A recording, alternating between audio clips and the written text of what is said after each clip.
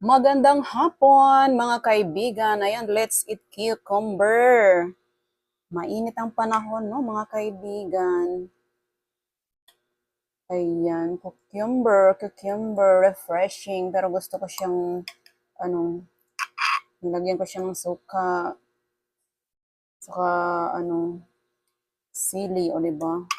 Ano bang refreshing na dyan? Mainit yung katawan mo kasi may sili. Ano ba yun?